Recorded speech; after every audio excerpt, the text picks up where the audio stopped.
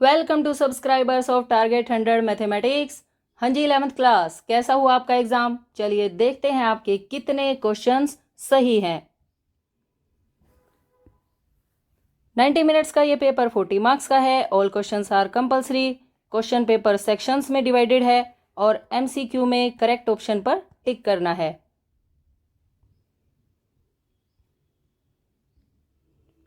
Section A, objective type questions. Question number 1 to 10, each question carries 1 mark. Question number 1, A एक set given है और हमें एक relation R A to A define किया हुआ है और हमें बतानी है आर की डोमेन। सबसे पहले आप रिलेशन की इस कंडीशन को लिखेंगे, y is equal to x plus 1। क्योंकि relation A to A defined है इसलिए x की वैल्यूज a में से लिखी जाएंगी। जब आप x को 1 पुट करेंगे तो y की वैल्यू यहाँ से क्या आ जाएगी? 2। x को 2 पुट करने पर y की वैल्यू आएगी 3 पुट करेंगे तो y 4 पुट करने से 5 पुट करने से वैल्यू आ गई 6। और जब आप यहाँ पर x के प्लेस पर 6 पुट करेंगे तो y की वैल्यू कितनी आएगी? 7। लेकिन 7 a से बिलोंग नहीं करता, इसलिए r ये बन जाएगा सिर्फ r is equal to this. अब यहां से हम डोमेन बताएंगे। हर ऑर्डर्ड पेयर का पहला एलिमेंट 1 2 3 4 5 ये डोमेन है और रेंज, जो आंसर्स होते हैं उन्हें रेंज कहा जाता है। 2 3 4 5 6 ओके। लेकिन हमसे सिर्फ डोमेन पूछी गई है, सो आंसर विल बी 1 2 3 4 5, यानी D is correct answer. Question number 2, find the radian measure of given degree measure. 240 degree को रेडियन बनाने के लिए पाई बाय 180 से मल्टीप्लाई करेंगे। 0 से 0 कैंसिल हो जाएगी। 6 3 18, 6 4 24, 4 pi by 3। D is correct answer. Question number 3, express complex number this in a plus b iota form. इसके लिए हमें a minus b whole cube का फॉर्मूला पता होना चाहिए। a cube minus b cube minus 3ab into a minus b. Okay, अब इस rule को आप 5 माइनस 3 आयोटा होल क्यूब पर अप्लाई करेंगे। फर्स्ट टर्म का क्यूब यानी 5 cube minus 3 iota cube minus 3 into first term into second term और a minus b as it is. Okay, now 5 का क्यूब होगा 125, 3 आयोटा का cube 27 iota cube minus 3 5 15, 15 3 45 iota और 5 minus 3 iota as it is. 125 iota cube की क्या value होती है? Minus iota, और आयोटा स्क्वायर की वैल्यू होती है -1, इसलिए ये बनेगा -27 आयोटा माइनस, यहाँ प्लस आएगा क्योंकि आयोटा क्यूब की वैल्यू माइनस आयोटा होती है, माइनस 225 आयोटा। क्योंकि ब्रैकेट के बाहर माइनस है इसलिए अंदर वाले साइन चेंज हो जाएंगे और 135 iota square. This is equal to 125 minus 198 iota.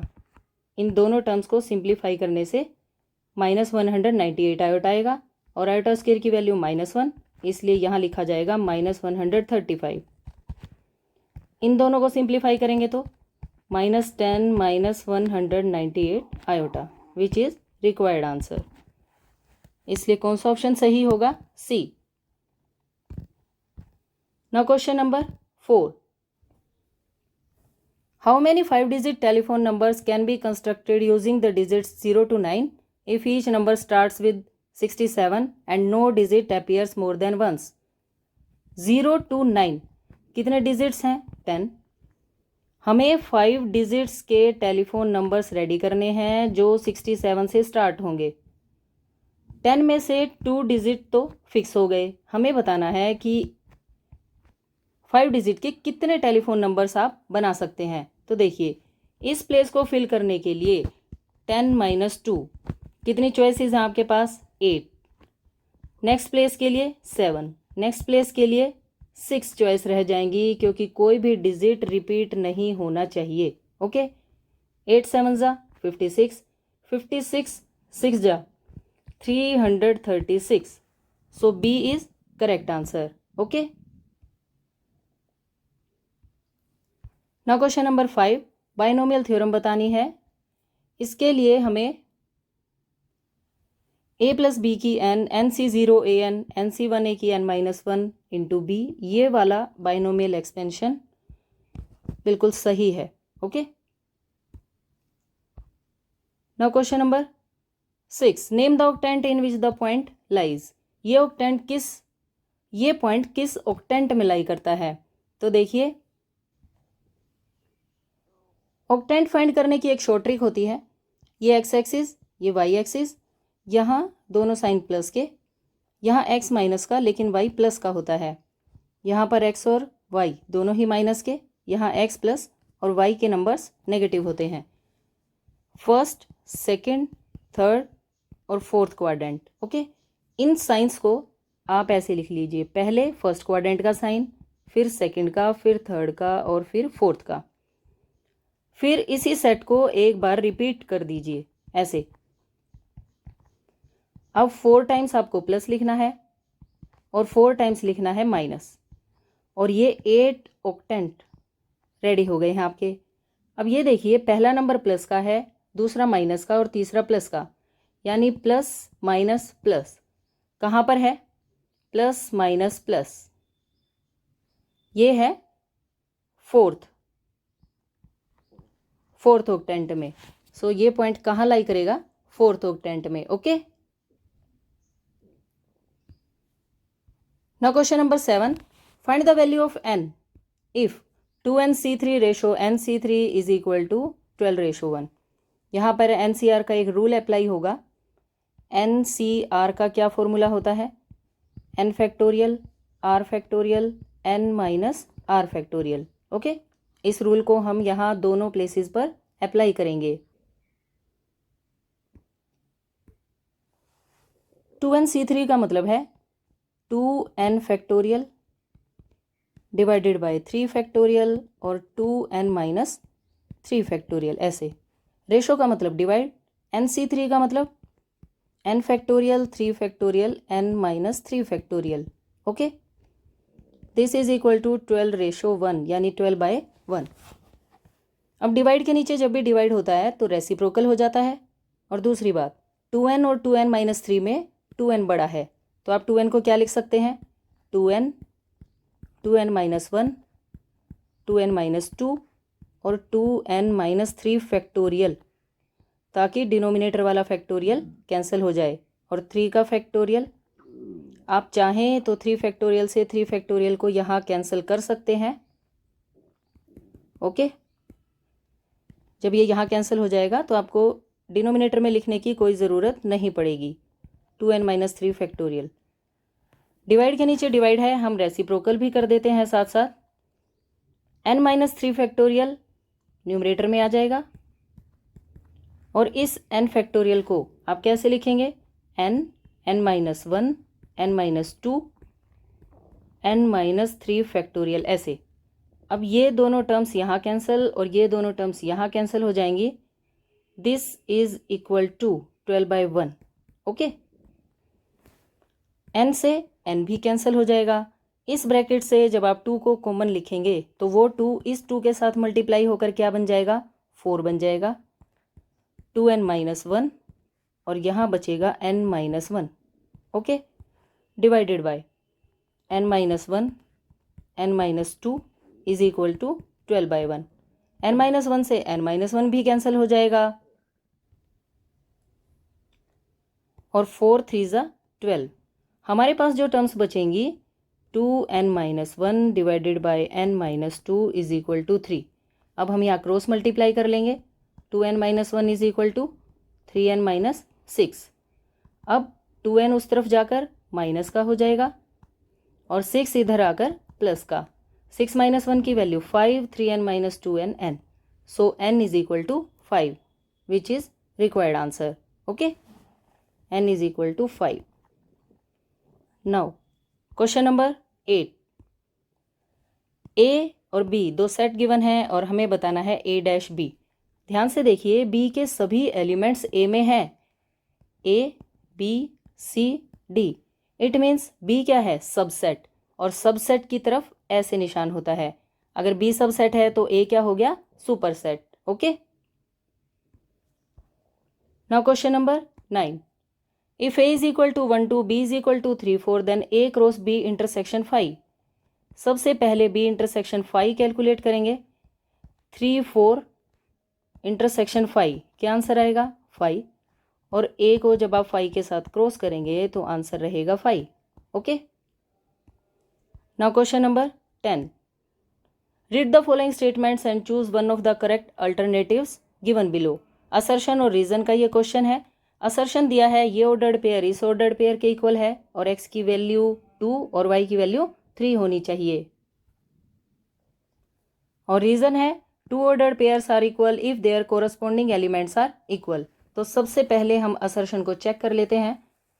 x + 1 is equal to 3। First element के इक्वल होता है। प्लस का 1 राइट साइड जाकर माइनस में x की वैल्यू 2 आ गई। Okay, now y - 2 is equal to 1। y - 2 को जब आप 1 के इक्वल रखेंगे तो y की वैल्यू आ जाएगी 3। ये बात भी सही है, यानी असर्शन इज करेक्ट। और रीजन भी बिल्कुल सही है कि 2 ordered pairs are equal if their corresponding elements are equal. It means both a and r are true and r is the correct explanation of a. So 1 is correct answer. Now section B. Very short answer type questions हैं 11 to 13. Each question carries 2 marks. Find the domain and range of the real function f defined by this. हमें इस function की domain बतानी है। Function कब defined होगा? fx is defined, क्योंकि ये अंडर रूट के अंदर नंबर लिखा हुआ है, ये नंबर कभी भी नेगेटिव नहीं होना चाहिए। इसलिए फंक्शन कब डिफाइंड होगा? जब अंडर रूट के अंदर वाली value greater than equal to 0 आ जाएगी।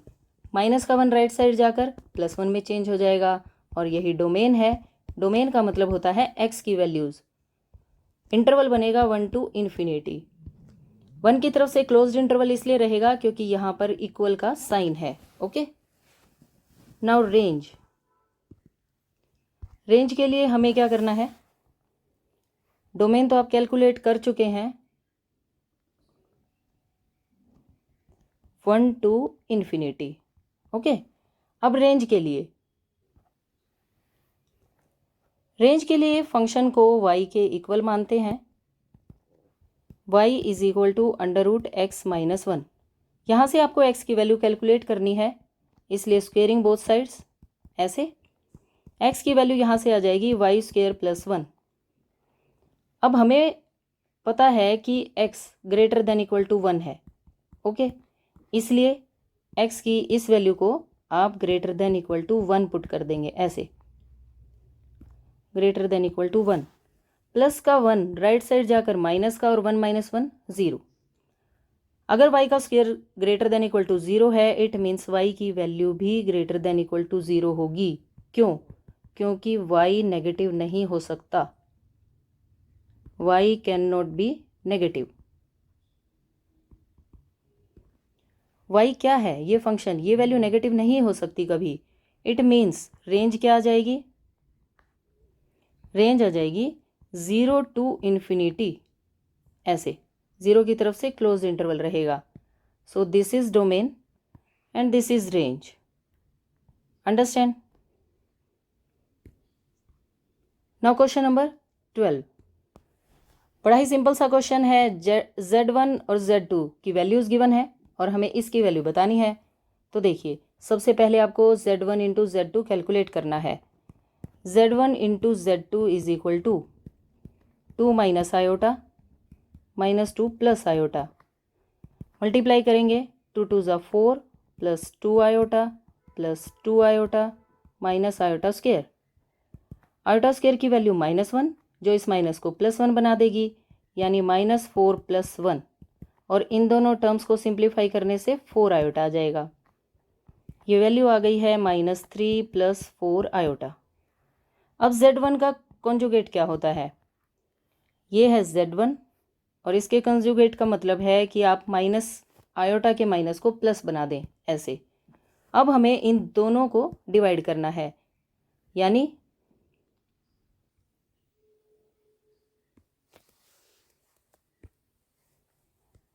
Z1 Z2 divided by Z1 conjugate. ये वैल्यू क्या बन जाएगी?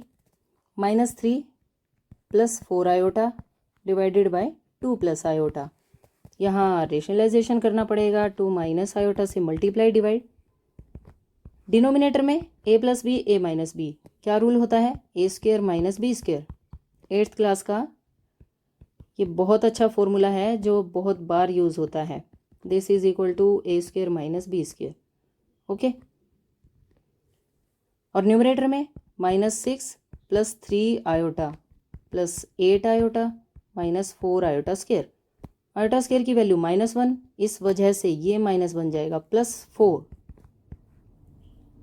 -6 इन दोनों का सम 11 आयोटा और ये बन जाएगा +4। 2 का स्क्वायर 4, आयोटा स्क्वायर की वैल्यू -1, यहाँ बन जाएगा +1। -6 + 4 की value -2 + 11 iota divided by 5। Denominator को आप अलग अलग लिख देंगे, -2/5 + 11/5 आयोटा। हमसे इसका रियल पार्ट पूछा गया है और रियल पार्ट कौन है? -2/5। सो लास्ट में आप लिखेंगे real Z1 Z2 divided by Z1 conjugate is equal to -2/5, which is required answer. Okay. Now question number 13. In how many distinct permutations of the letters in Mississippi do the 4 I's not come together? तो सबसे पहले आपको count करने हैं कि letters हैं कितने। Total letters कितने हैं? 11। नंबर ऑफ आईज, इसमें कितने आई हैं? 4। नंबर ऑफ एस, कितने एस हैं मिसिसिपी में? ये भी 4 हैं। और कितने पी हैं? पी तो सिर्फ 2 हैं, ये वाले। ओके। अब हमें नंबर ऑफ डिस्टिंक्ट परम्यूटेशंस लिखनी है। नंबर ऑफ डिस्टिंक्ट परम्यूटेशंस क्या बन जाएंगी? 11 फैक्टोरियल न्यूमरेटर में, और जो रिपीट हो रहे होते हैं उनसे हमें डिवाइड करना होता है। ओके। अब 11 का फैक्टोरियल क्या बनेगा? 11, 10, 9, 8, 7, 6, 5, और 4 फैक्टोरियल को आप एज इट इज़ लिखेंगे, डिवाइडेड बाय 4 फैक्टोरियल। एक 4 फैक्टोरियल को आप ओपन कर लेंगे और 2 फैक्टोरियल का आंसर 2 होता है। 4 फैक्टोरियल से 4 फैक्टोरियल कैंसिल हो जाएगा। 3 2 ज़ा 6, 4 2 ज़ा 8। ओके। अब ये जो नंबर्स बच गए, जब आप इनकी मल्टीप्लाई करेंगे तो ये आएगी 3 4 6 5 0। ये आ गई इस डिस्टिंक्ट परम्यूटेशंस इस वर्ड के लेटर्स की। ओके। अब इसने कहा है कि आइज जो हैं वो इकट्ठे नहीं आने चाहिए, नोट कम टुगेदर, नोट। तो हम क्या करते हैं, सारे आइज को इकट्ठा कर लेते हैं। अब जो लेटर्स बच गए, एम, एस 4 बार है और पी 2 बार, और इसे बना दीजिए एक लेटर। 1 2 3 4 5 6 7 8। अब यहाँ पर टोटल लेटर्स कितने बन गए? 8 बन गए। Total letters 8। एस कितने हैं? 4। और पी कितने हैं? 2। तो नंबर ऑफ डिस्टिंक्ट परम्यूटेशंस क्या बनेंगी? सेम जैसे आपने पहले कैलकुलेट किया है, 8 factorial divided by 4 factorial 2 factorial. Okay. अब जब आप इसे सिंप्लीफाई करेंगे,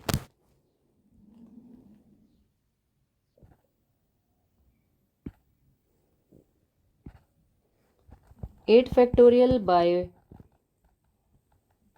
4 फैक्टोरियल बाय 2 फैक्टोरियल। 8 को आपने कब तक लिखना है? 8 7 6 4 फैक्टोरियल तक लिखना है, और 2 फैक्टोरियल 2 होता है, ये दोनों टर्म्स कैंसिल, 2 3 ज़ा 6, और इन सभी नंबर्स की मल्टीप्लाई आएगी 840 वेज। ये अलग अलग 840 डिस्टिंक्ट परम्यूटेशंस बन गई। ये बनी है सारे आई एक साथ होने की, हमें ढूंढनी है एक साथ नहीं होने की। तो आप क्या करेंगे? Required number of veg, required number of veg total permutations में से, यानी 3 4 6 5 0 में से 4 आइज़ के एक साथ होने की परम्यूटेशंस को अगर आप सब्ट्रैक्ट कर देंगे तो रिक्वायर्ड नंबर ऑफ वेज आ जाएंगे, यानी 4 आइज़ का इकट्ठा नहीं होना। Okay, now question number 14। Section C short answer type questions हैं और each question carries 3 marks. A B C D 4 sets given है, हमें बताना है A minus B. A minus B का मतलब होता है ए में से बी के एलिमेंट हटाना। ये है ए, बी के एलिमेंट्स हटाने हैं 4 8 12 16 20। यहाँ पर सिर्फ 12 है, ये हट जाएगा, बाकी नंबर्स यहाँ नहीं है, तो ए माइनस बी की क्या वैल्यू आ जाएगी? 3 6 9 15 18 21। Okay, now see minus D भी आप ऐसे ही कैलकुलेट करेंगे। सी में से डी के एलिमेंट्स हटाने हैं, कौन हटेगा? सिर्फ 10, बाकी तो नंबर्स सी में हैं ही नहीं। 2 4 6 8 12 14 16। Okay, now question number 15। Prove that this is equal to 10 2x, और इसकी चॉइस में ये है सेकंड क्वेश्चन। सबसे पहले हम ये फर्स्ट क्वेश्चन करते हैं। यहाँ कौन सा रूल अप्लाई होगा? सी डी फॉर्मूले, sine C plus sine D. Sine तो अच्छा होता है, मिलजुल के चलना इसका काम है, इसलिए 2 sine C plus D by 2 cos C minus D by 2। Okay, लेकिन कोस थोड़ा सा नटखट है, cos C plus cos D, ये सेल्फिश नेचर है इसकी। 2 cos C plus D by 2, ये साइन को अपने आसपास यहाँ फटकने नहीं देता। सी माइनस डी बाई 2 कौन से फॉर्मूले में? प्लस में। ये दोनों रूल आपको लेफ्ट साइड में अप्लाई करने हैं, LHS। Sine C plus sine D का रूल आपने अप्लाई किया तो 2 sine C plus D by 2 cos C minus D by 2, ऐसे divided by 2 cos C plus D, यानी x प्लस 3x बाई 2 और कोस x माइनस 3x बाई 2, ऐसे। Okay, 3 + 1 4 और 4x by 2 की वैल्यू 2x हो जाएगी, और x माइनस 3x कितना होता है? -2x। Cos of minus 2x by 2, 2 से 2 कैंसिल हो जाएगा, और कोस ऑफ माइनस x कितना होता है? कोस x। ओके,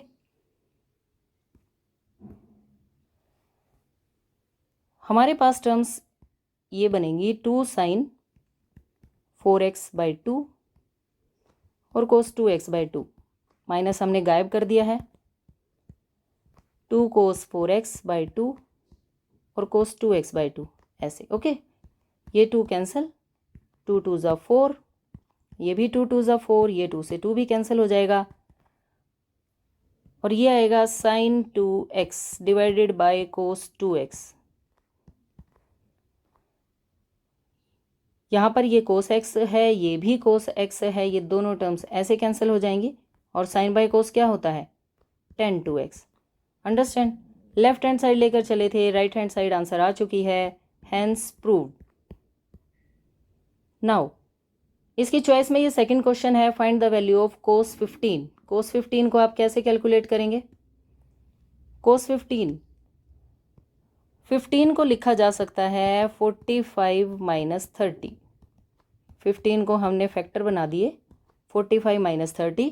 नाउ कोस ए माइनस बी का फॉर्मूला, अगेन कोस की नेचर थोड़ी सेल्फिश है, कोस ए कोस बी, और माइनस में ये प्लस का आंसर देता है, sign A sine B.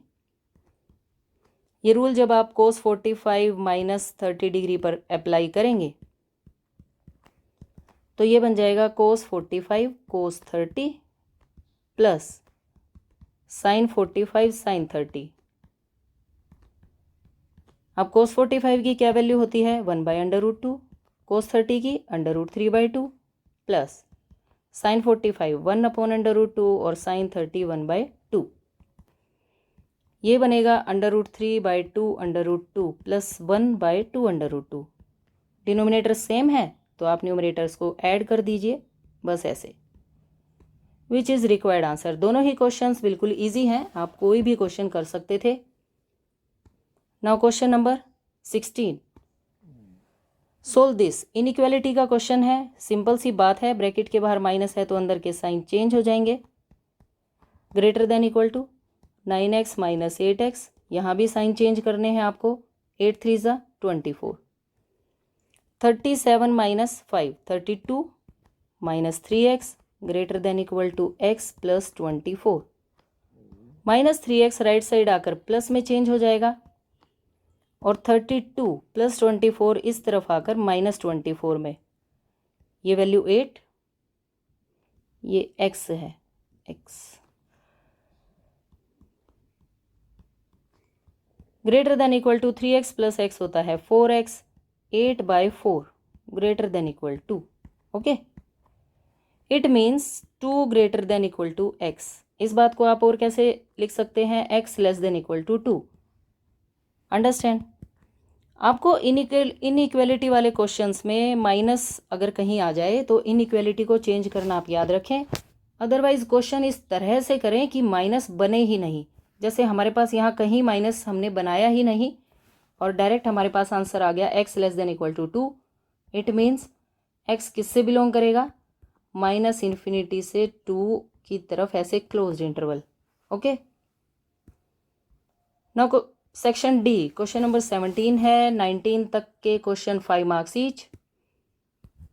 First, using binomial theorem evaluate 96 raise to power 3 और विच इज लार्जर। बताना है कि ये वाला नंबर बड़ा है या ये वाला नंबर। तो पहले हम 96 रेज़ टू पावर 3 वाला क्वेश्चन करते हैं।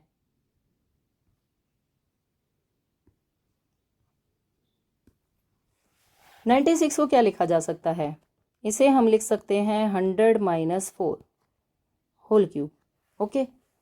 और बाइनोमियल थ्योरम जब आप अप्लाई करते हैं तो क्या लिखेंगे, 3C0 3C1 3C2 3C3, okay. First number की पावर 3 और सेकंड नंबर की पावर 0। 100 की पावर 2, 100 की पावर 1 और 100 की पावर 0। -4 की पावर 0 से स्टार्ट होकर 1 2 और 3। और यहाँ आपको क्या यूज़ करना है, प्लस। बस ये आपने बाइनोमियल थ्योरम अप्लाई कर दी है। अब हमें इसे सिंप्लीफाई करना है। एक बात का ध्यान रखें, 3C0 और 3C3 1 होंगे। यहाँ आप NCR वाला रूल अप्लाई करके भी ये वैल्यूज़ फाइंड कर सकते हैं। और 3C1 3C2 इनकी वैल्यू 3 होती है। सिर्फ ये वैल्यूज़ आपको अप्लाई करनी है। देखिए 3C0 की वैल्यू 1, 100 की पावर 3 यानी 1 के बाद 6 ज़ीरोज़ लग गई, और -4 की पावर 0 यानी 1। नाउ 3C1 की वैल्यू 3, 100 का स्क्वायर हम लिख देंगे, और -4, ये जो माइनस है ये इस प्लस को क्या बना देगा, माइनस। 3 इंटू 100 का स्क्वायर मतलब 1 के बाद 4 0 into 4। Understand. Now plus 3C2 की वैल्यू अगेन 3, 100 की पावर 1 मतलब 100, और माइनस के 4 स्क्वायर का मतलब होगा 16। माइनस फिनिश हो गया यहाँ पर। और लास्ट टर्म है 3C3, इसकी वैल्यू 1, इसकी वैल्यू भी 1, और -4 क्यूब क्या बनता है, -64, ओके। अब यहाँ पर ये दो नंबर्स तो प्लस के हैं और ये वाले नंबर्स माइनस के हैं, तो हम इन्हें सिंप्लीफाई कर लेंगे। 4 3 ज़ा 12, 16 3 ज़ा 48 -64। इनको सिंप्लीफाई जब आप करेंगे तो आंसर आ जाएगा 884 736। Understand which is required answer. पहले आप इन दोनों नंबर्स को ऐड कर लेना। ऐड करने से क्या आएगा 1004,800 और इन दो नंबर्स को ऐड करने से क्या बनेगा 120064 120064 और इन्हें सबट्रैक्ट करने से ये आंसर आ जाएगा। अंडरस्टैंड। नाउ नेक्स्ट क्वेश्चन में आपको बताना है कौन सा नंबर बड़ा है। सबसे पहले हम वहां से 1.01 लेके चले। 1.01 को आप क्या लिख सकते हैं 1 + 0.01,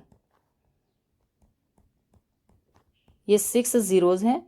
ओके, अब जब आप यहाँ अप्लाई करेंगे बाइनोमियल थ्योरम तो 1C0 + C1 फर्स्ट टर्म की तो आप कितनी ही पावर लिख लें कोई फर्क नहीं पड़ेगा। और यहाँ पर सेकंड टर्म की पावर 0 होती है फर्स्ट वैल्यू में और सेकंड वैल्यू में इसकी पावर 1 होती है प्लस बाकी आपको अदर टर्म्स फाइंड करने की कोई ज़रूरत नहीं। Other positive terms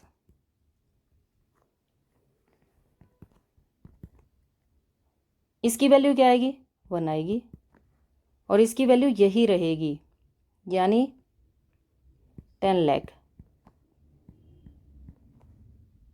plus other positive terms. और जो ये वाली टर्म है ये इससे मल्टीप्लाई होगी 0.01 करके। अंडरस्टैंड। अब जब आप मल्टीप्लाई करेंगे तो ये डेसिमल 2 डिजिट के बाद लग जाएगा यानी ये 2 0 कैंसिल हो जाएंगी और हमारे पास ये नंबर बचेगा प्लस अदर पॉजिटिव टर्म्स। तो देखिए ये है 10,000, ये है 1 यानी ये नंबर बड़ा आ गया 10,000 से। इट मीन्स 1.01 की पावर 10 लाख ग्रेटर देन है 10,000 से। Okay, now question number 18। ये बड़ा ही अच्छा सिंपल सा क्वेश्चन है। tan 4x को इसके इक्वल लेकर आना है। इसके लिए हमें सिर्फ tan 2x का रूल पता होना चाहिए। रूल क्या होता है 2 tan x 1 - tan square x। Okay, इस रूल को हम लेफ्ट हैंड साइड में अप्लाई करेंगे। लेफ्ट हैंड साइड में तो 4 है, कोई बात नहीं, 4 को आप क्या लिखेंगे 2 × 2x। इसे आप एज x ट्रीट करेंगे, ये आपके लिए x ही है। तो अकॉर्डिंग टू रूल 2 10 x के प्लेस पर ये 2x divided by 1 - tan square 2x ऐसे। अंडरस्टैंड। अब हम यही सेम फॉर्मूला 2 बार और अप्लाई करेंगे, एक बार तो यहाँ और एक बार यहाँ। इस होल स्क्वायर को आप बाहर होल स्क्वायर बनाकर tan 2x की वैल्यू पुट करेंगे और होल स्क्वायर को बाहर भी लिख सकते हैं और आप डायरेक्ट भी अप्लाई कर सकते हैं।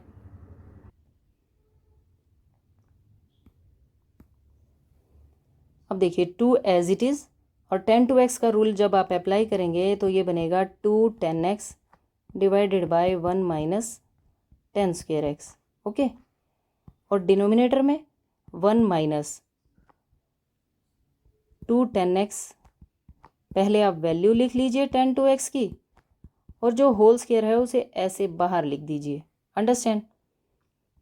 नाउ 2 2 ज़ा 4 tan x denominator as it is 1 - tan square x और ये होल स्क्वायर न्यूमरेटर पर भी लगेगा और डिनोमिनेटर पर भी, और साथ साथ आपने एलसीएम भी ले लेना है 1 - tan square x का होल स्क्वायर। एलसीएम जब आप लेंगे तो यही होल स्क्वायर यहाँ आ जाएगा और स्क्वायर भी ओपन कर लेते हैं a² + b² - 2ab यानी -2 tan square x। ये तो अभी आपने होल स्क्वायर ओपन किया। नाउ ये वाला माइनस और 2 tan x का होल स्क्वायर क्या बनेगा 4 tan square x ऐसे। अंडरस्टैंड। अब जब भी डिवाइड के नीचे डिवाइड होता है तो रेसिप्रोकल हो जाता है। It means 4 tan x 1 - tan square x multiply 1 minus 10 square x का होल स्क्वायर, ये टर्म न्यूमरेटर में आ जाएगी और ये वाली डिनोमिनेटर में। -2 -4 की क्या वैल्यू होगी? -6 10 स्क्वायर एक्स, ऐसे। अंडरस्टैंड? अब ये फुल टर्म इसकी एक पावर से कट जाएगी और जो बचा है ध्यान से देखिए 4 10 एक्स ये रहा, 1 माइनस 10 स्क्वायर एक्स ये रहा, और डिनोमिनेटर में 1 माइनस 6 प्लस 10, ये देखिए 1 minus 6 plus 10 raise to power 4 x. तो एक बार और आप इसे लिख लेना और उसके बाद लिख देना राइट हैंड साइड, और इसी के साथ ये वाला क्वेश्चन फिनिश। अब इस क्वेश्चन की चॉइस में ये एक और क्वेश्चन है, puzzle solve the puzzle using the angles ABC। हमें 3 एंगल्स यहाँ से चूज करने हैं। ये टेबल गिवन है, ये होता है टारगेट नंबर, ये सभी टारगेट नंबर हैं, और ये है ऑपरेशन 10C। ये ऑपरेशन लगाने के बाद √3 आना चाहिए। आपको ऐसा C फाइंड करना है, ऐसे A और B फाइंड करने हैं कि B माइनस A करें और साइन अप्लाई करें तो ये वाली वैल्यू आ जाए। सिमिलरली यहाँ भी ऐसे ही है। क्वेश्चन पेपर में जब आप ध्यान से देखेंगे तो ये लाइन लाइट है, ये वाली लाइन हल्की लाइन है, और ये लाइन देखिए आप बिल्कुल डार्क लाइन है। अंडरस्टैंड? ये लाइन भी हल्की है, लाइट। जो बॉक्स बिल्कुल डार्क लाइन में है तो वो नंबर्स उतने ही पोर्शन में होने चाहिए। जैसे यहाँ सिर्फ एक ही नंबर आएगा, यहाँ पर आपको 2 नंबर लिखने हैं जो इस कंडीशन को पूरा कर रहे होंगे। ओके, अब डॉटेड लाइन यहाँ है तो नंबर्स आपको यहाँ और यहाँ लिखने हैं, क्योंकि डार्क लाइन इस तरफ है, बाहर की तरफ, ऐसे। अंडरस्टैंड? और सिमिलरली यहाँ भी हमें ऐसे 2 नंबर्स लिखने हैं जो इस बॉक्स में रह जाए। जैसे ये वाला बॉक्स है, इतना पोर्शन डार्क है ये वाला, तो वैल्यूज़ हमें यहाँ लिखनी है। ये दोनों बॉक्स में कोई टारगेट नंबर नहीं है, कोई बात नहीं, और दोनों डार्क लाइंस के अंदर हैं, यानी एक नंबर यहाँ लिखा जाएगा और एक नंबर यहाँ। अंडरस्टैंड? ये इस पजल को सोल्व करने की ये 3 कंडीशंस हैं, ये सभी आप आराम से पढ़ लें, वैसे मैंने आपको समझा ही दी है। तो चलिए यहाँ से शुरू करते हैं। सबसे पहले √3 10C से। √3 10C, 10C is equal to √3, और 10 में √3 कहाँ पर होता है? 10π/3 पर। ओके, यहाँ से C की वैल्यू क्या आ गई? π/3, इसलिए आप यहाँ क्या लिखेंगे? π/3, और π/3 को अगर आप डिग्री में देखें तो ये होता है 60 डिग्री। अंडरस्टैंड? अब हम ये वाला बॉक्स लेते हैं, साइन B माइनस A, ये वैल्यू होती है, ये वैल्यू √3 - 1/2 √2, ये वैल्यू होती है साइन 15 की।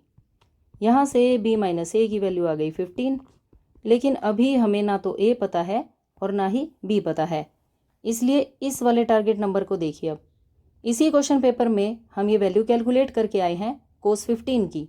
It means cos 15 is equal to cos B minus C। यहाँ से B माइनस C की क्या वैल्यू आ गई? 15। C की वैल्यू कितनी है? 60 डिग्री, ये वैल्यू C की है। अगर आप C की वैल्यू 60 रख दें तो B की वैल्यू कितनी आ जाएगी? B की वैल्यू आ जाएगी 75। लेकिन ये गलत है, हमें क्या करना है? cos B माइनस C ऐसा लेना है, यहाँ से cos 15 और cos माइनस 15 दोनों वैल्यूज सेम होती हैं। cos ऑफ -15 लें आप या cos 15 लें, दोनों वैल्यूज सेम होती हैं, इसलिए हम इसे 45 - 60 भी लिख सकते हैं। 75 आप यहाँ यूज़ नहीं करेंगे, 45 यूज़ करेंगे, क्योंकि 45 कितना होता है? π/4। π/3 आप ले चुके हैं, एक एंगल π/4 आ जाएगा, यानी यहाँ से B की वैल्यू क्या आ गई? π/4, ये वाली। अंडरस्टैंड? इस टारगेट नंबर के बी और सी दोनों एंगल्स हमें पता लग गए हैं और वो कौन से बॉक्सेस में लिखने हैं, यहाँ और यहाँ।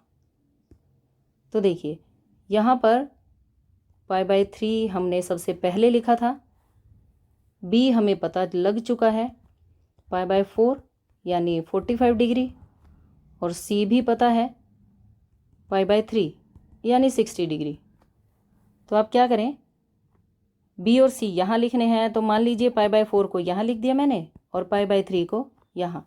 ओके, b-a की क्या वैल्यू आई थी, 15 डिग्री।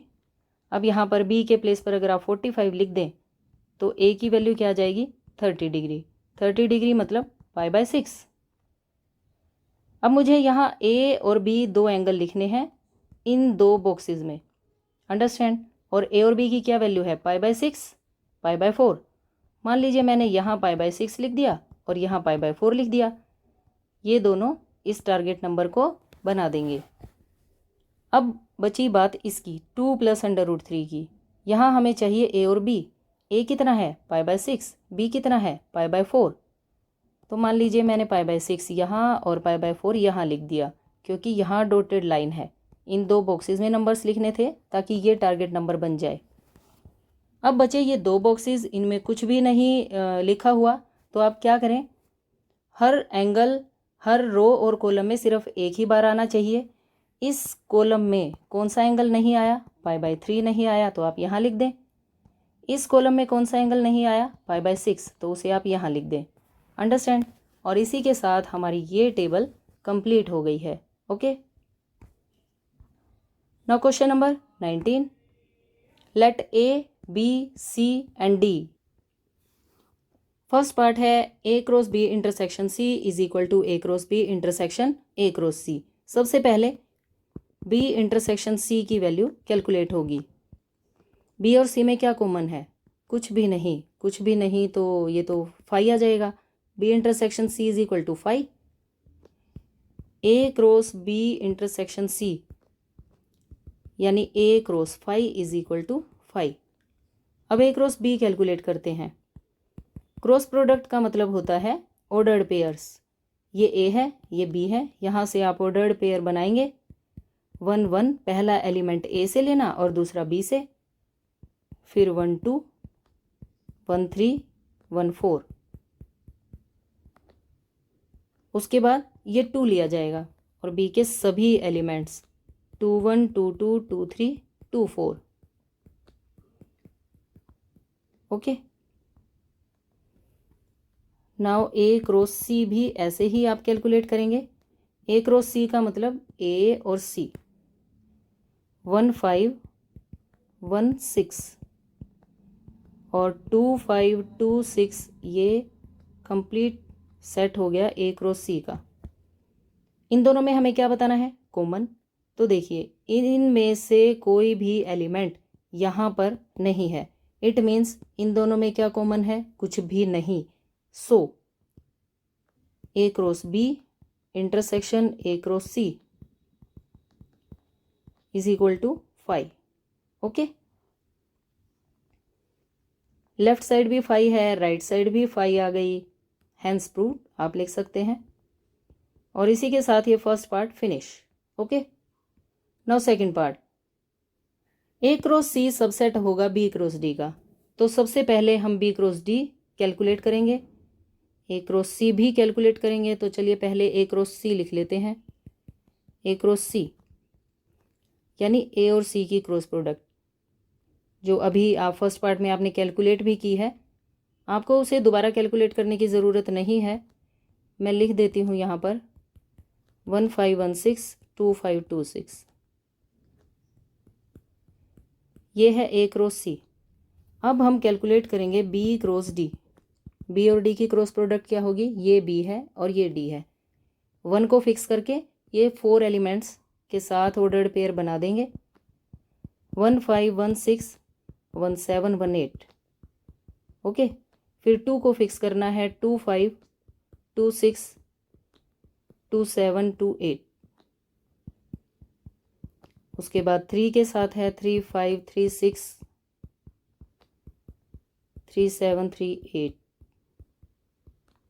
और बस 4 के साथ एक बार और लिखना पड़ेगा 4 5 4 6 4 7 4 8 और ये सेट रेडी। कौन सा? बी क्रॉस डी का। हमें चेक करना है क्या A cross C B cross D का सबसेट है।